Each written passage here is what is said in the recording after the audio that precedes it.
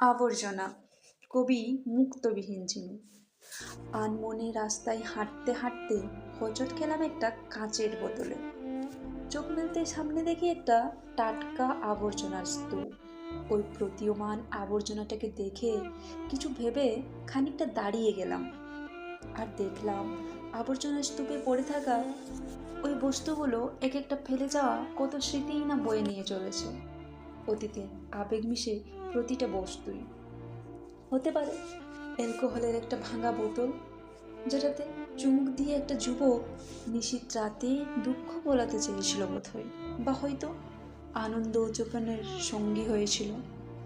এর গায়ে ওর গায়ে চাপাচাপি হয়ে কয়েকটা প্যাকেট বয়ে নিয়ে চলছিল এক অপার আতিথেয়তা, ক্ষুধার্ত পেটের এক অমলিন হাসি। দেখলাম একটা ভাঙা ট্রাক পড়ে আছে এক কোনায়, খেলনা ট্রাক। পৌষ মাসের মেলায় শিশুরা কত বায়না করেছিল মায়ের কাছে ওই ট্রাকটা নিজের করে নেবে বলে। বাড়ির আনাচে কানাচে কতবার ঠোকা খেয়েছে, ভাঙেনি ট্রাকটা। তারপর একটা তুলতুলে নরম টেডি পাওয়াতে খেয়ালে হয়তো বা ইচ্ছে করেই ভেঙে ফেলেছিল ওই ট্রাকটাকে। তাই তো আজ সে চাকাবিহীন। পাশে পড়ে থাকা জীর্ণ শীর্ণ প্লাস্টিকগুলো দাঁত কেলিয়ে হাসছে। তারাও সঙ্গী হয়েছিল, বয়ে নিয়েছিল দৈনন্দিন জীবনের কত প্রয়োজনীয় দ্রব্য, কত দেওয়ালের পেরেকে আটকে রেখেছিল নিজেকে সুরক্ষিত করবার আশায়।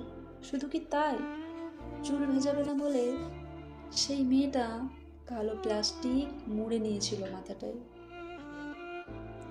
আর ওই যে দেখছো ঢাকনাবিহীন ওই টিফিনের কৌটোটা মায়ের স্নেহের যত্নের কত কথাই না বলে যায়। দেখলাম একটা নেতিয়ে থাকা গোলাপকে উঁকি মারছে ওরই মাঝে। এই গোলাপটা কালকেই তো সতেজ ছিল, সুবাসে ভরিয়ে দিয়েছিল যৌবনের জীবন। প্রেমিকাটা তার ভালোবাসার কথা ওই গোলাপটাকে সাক্ষী রেখে প্রকাশ করেছিল বোধহয়। হয়তো ও ছিল প্রেমিকাটা, এখনো খুঁজে বেড়াচ্ছে গোলাপটিকে ডায়েরির পাতায় সাজিয়ে রাখবে বলে। তারপর চোখ গেল পাশে থাকা কলমগুলোর উপর।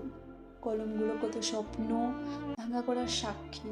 ওই যে নীল কলমটা দেখছো, ছেলেটার কত রাত জাগার সাক্ষী হয়েছে, কত বিচার হোক নেই বিচারের ইতি টেনেছে। হতে পারে এই কলমগুলো কত কবিকে নিদ্রাহীন করে রেখেছিল। হয়তো বা প্রেয়সীর চিঠিতে কখনো আবেগের গল্প লিখেছে। কত কিছুই না বলে যায় এইসব জিনিসগুলো। ওই টুকরো জামাগুলো কোনো এক বেলা শেষে ক্লান্ত বাবাটা তার ছেলের জন্মদিনে হয়তো পুজোর সেই জামাটা এনে দিয়েছিল।